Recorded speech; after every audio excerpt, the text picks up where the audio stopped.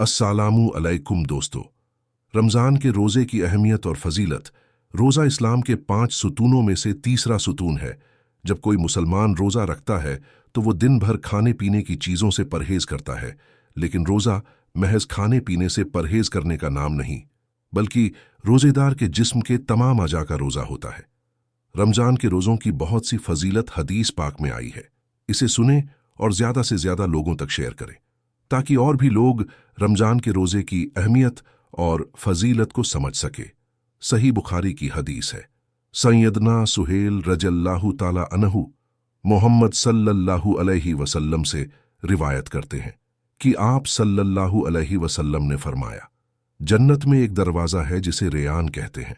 इस दरवाजे से क़यामत के दिन रोज़ेदार दाखिल होंगे। उनके सिवा कोई भी इस दरवाजे से दाखिल ना होगा। कहा जाएगा, रोज़ेदार कहाँ है? बस वो उठ खड़े होंगे। उनके सिवा कोई भी इस दरवाजे से दाखिल ना होगा। फिर जिस वक्त वो दाखिल हो जाएंगे तो दरवाज़ा बंद कर लिया जाएगा। सही बुखारी की एक और हदीस है। सैयदना अब्बू हुरैरा रज़ियल्लाहु ताला अन्हु से रवायत है, ये रसूल अल्लाह सल्लल्लाहु अलैहि वसल्लम ने फरमाया, रोज़ा अजाबे इल्हाई के लिए ढाल है। बस रोज़ेदार को चाहिए कि फहज बात न कहें और जहालत की बातें मसलन मजाक, झूठ, चीखना, चिल्लाना और शोरगुल मचाना वगैरह भी ना करें। और अगर कोई शख्स इससे लड़े या इसे गाली दे तो इसे चाहिए कि 2 मर्तबा कह दे कि मैं रोज़ेदार हूँ, कसम उस जात की जिसके हाथ में मेरी जान है, कि रोज़ेदार के मुंह की खुशबू अल्लाह के नज़दीक मुश्क की खुशबू से भी ज़्यादा उम्दा है। अल्लाह ताला फरमाता है कि रोज़ेदार अपना खाना पीना और अपनी ख्वाहिश मेरे लिए छोड़ ढा देता है तो रोज़ा मेरे ही लिए, और मैं इसका बदला दूंगा और हर नेकी का सवाब 70 गुना मिलता है, लेकिन रोज़े का सवाब इससे कहीं ज़्यादा मिलेगा। सही बुखारी की हदीस है। उम्मुल मोमिनीन आयशा सिद्दीका रज़ियल्लाहु ताला अन्हा से रिवायत है कि रसूल अल्लाह सल्लल्लाहु अलैहि वसल्लम ने फरमाया, जो शख्स मर जाए और उस पर रोज़े की कज़ा वाजिब हो तो उसका वारिस उसकी तरफ से रोज़े रख लें।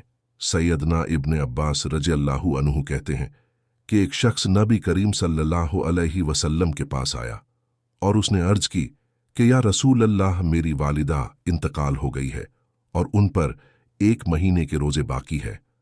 क्या मैं उनकी तरफ से उनके कज़ाए रोज़े रख लूं?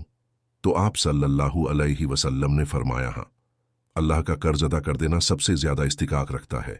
सैयदना सोहेल बिन साद रज़ियल्लाहु ताला अन्हु से रवायत है कि रसूलुल्लाह सल्लल्लाहु अलैहि वसल्लम ने फरमाया, लोग हमेशा नेकी पर रहेंगे जब तक कि वो जल्द अफ्तार करने में जल्दी किया करेंगे। क्या आप जानते हैं कि रमज़ान के 30 रोज़े रखने से हमारे जिस्म पर क्या असर होते हैं? इस पर एक जापानी साइंसदान ने बहुत बड़ी रिसर्च की है, जिसका जानना हर मुसलमान के लिए बेहद ज़रूरी है।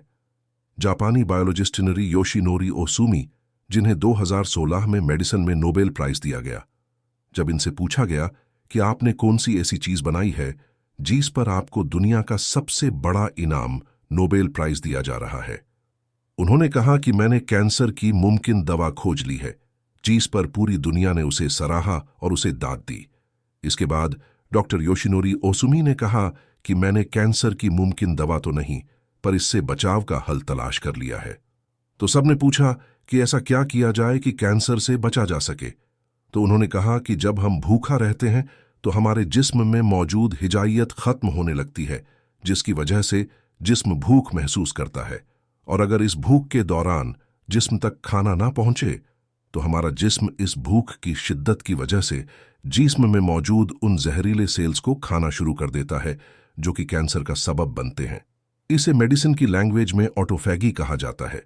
अगर आप चाहते हैं कि आपका जिस्म ऐसे बीमार सेल से पाक हो जाए तो आपको भूखा रहना चाहिए। जब ऐसे सेल्स मरना शुरू कर देते हैं तो कैंसर का परसेंटेज कम हो जाता है। इसके बाद जापानी साइंसदान से पूछा गया कि इंसान को साल भर में कितने दिन भूखा रहना चाहिए कि उसके जिस्म में कैंसर पैदा ना हो, तो उसने कहा कि अगर 20 से 25 दिन कम से कम और 9-10 घंटे दिन में भूखा रहा जाए तो उसकी बॉडी ऐसे तमाम जहरीले सेल्स को खा जाएगी और इसमें कैंसर पैदा नहीं होगा। हुजूर सल्लल्लाहु अलैहि वसल्लम की हदीस है कि हुजूर सल्लल्लाहु अलैहि वसल्लम ने इरशाद फरमाया, हर चीज़ की ज़कात है और जिस्म की ज़कात रोज़ा है।